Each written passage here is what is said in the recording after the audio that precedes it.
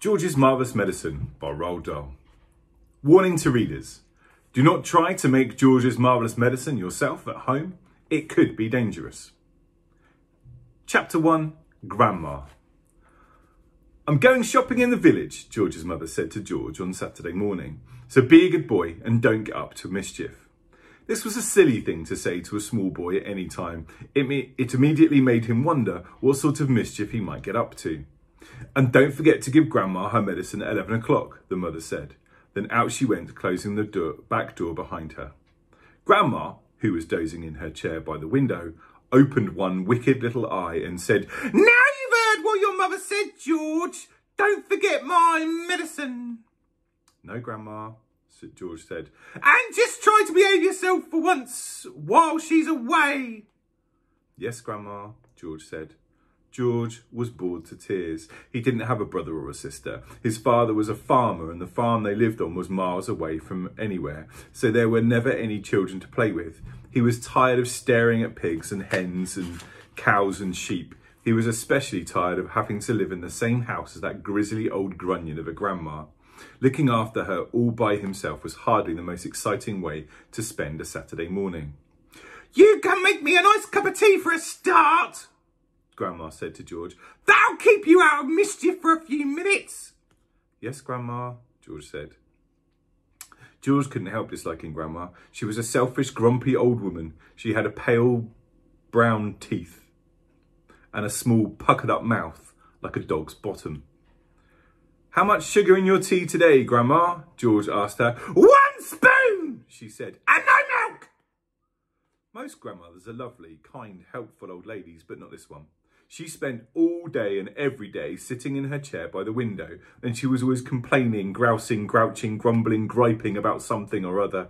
Never once, even on her best days, had she smiled at George and said, "Well, how are you this morning, George?" Or, "Why don't you and I have a game of snakes and ladders?" Or, "How was school today?" She didn't seem to care about other people, only about herself. She was a miserable old grouch. George went into the kitchen and made Grandma a cup of tea with a tea bag. He put 1 spoon of sugar in it and no milk. He stirred the sugar well and carried the cup into the living room.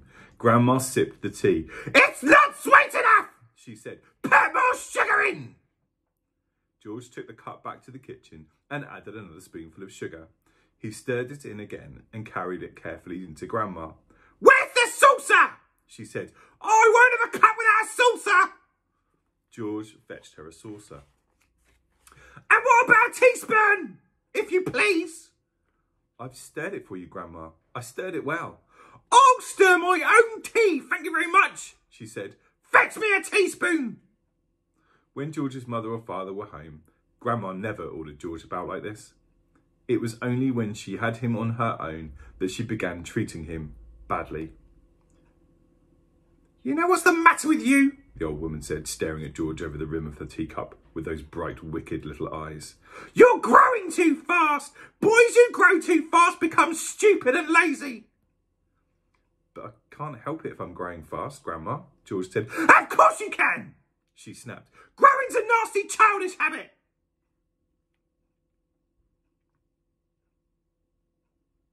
"But we have to grow, Grandma. If we didn't grow, we'd never be grown-ups." "Rubbish, boy! Rubbish!" she said. "Look at me! Am I growing? Certainly not!" "But you did once, Grandma." "Only a very little," the old woman answered.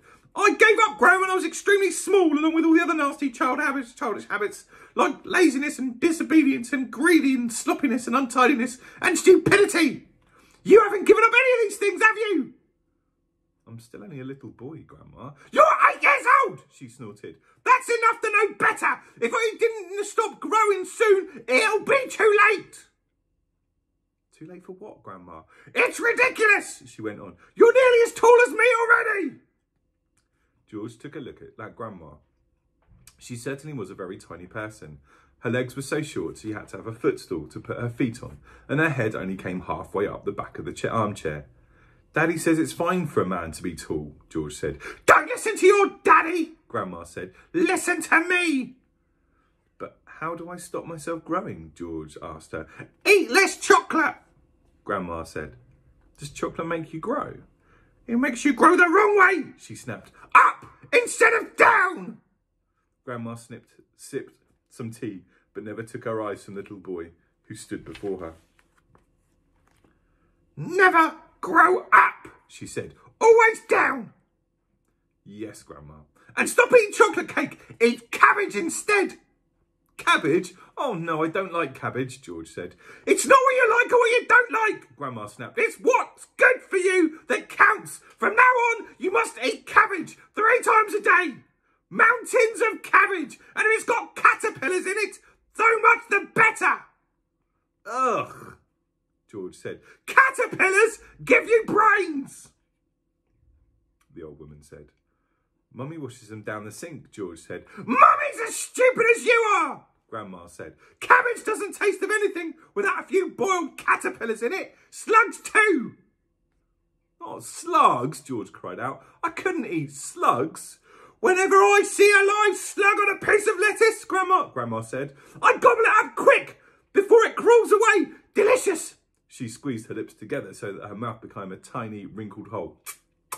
Delicious, she said again. Worms and slugs and beetly bugs. You don't know what's good for you. You're joking, Grandma.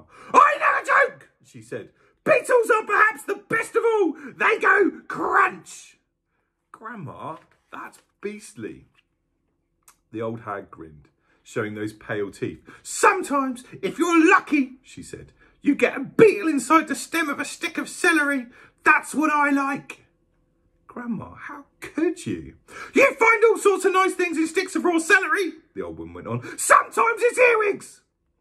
I don't want to hear about it, cried George. A big fat earwig is very tasty, Grandma said, licking her lips. But when you've got to be very quick, my dear, when you put one of those in your mouth, it has a pair of sharp nippers on the back end. And if it grabs your tongue with those, it never lets go. So you've got to bite the earwig first, chop, chop, before it bites you.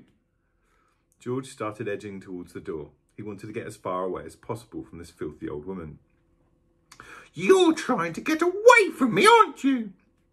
She said, pointing her finger straight at George's face. You're trying to get away from Grandma! Little George stood by the door, staring at the old hag in the chair. She stared back at him. Could it be, George wondered, that she was a witch? He had always thought witches were only in fairy tales, but now he wasn't so sure. Come closer to me, little boy, she said, beckoning him with a horny finger. Come closer to me and I will tell you secrets. George didn't move. Grandma didn't move either. I know a great many secrets, she said, and suddenly she smiled. It was a thin, icy smile, the kind a snake might make just before it bites you. Come over here to Grandma and she'll whisper secrets to you. George took a step backwards, edging closer to the door. You mustn't be frightened of your old Grandma, she said, smiling that icy smile. George took another step back. Some of us, she said, and all at once she was leaning forward in her chair and whispering in a throaty sort of voice George had never heard before. Some of us, she said, have magic powers that only... Magic powers that can twist the creatures of the earth into wondrous shapes.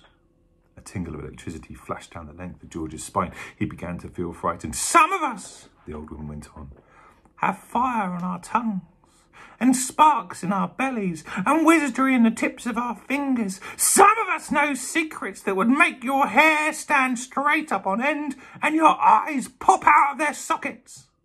George wanted to run away, but his feet seemed stuck to the floor. We know how to make your nails drop off and teeth grow out of your fingers instead. George began to tremble. It was her face that frightened him most of all. The frosty smile, the brilliant unblinking eyes. We know how to make you wake up in the morning with a long tail coming out from behind you. Grandma, he cried, stop! We know secrets, my dear, about dark places where dark things live and squirm and slither over each other. George made a dive for the door. It doesn't matter how far you run, he heard her saying. You won't ever get away. George ran into the kitchen, slamming the door behind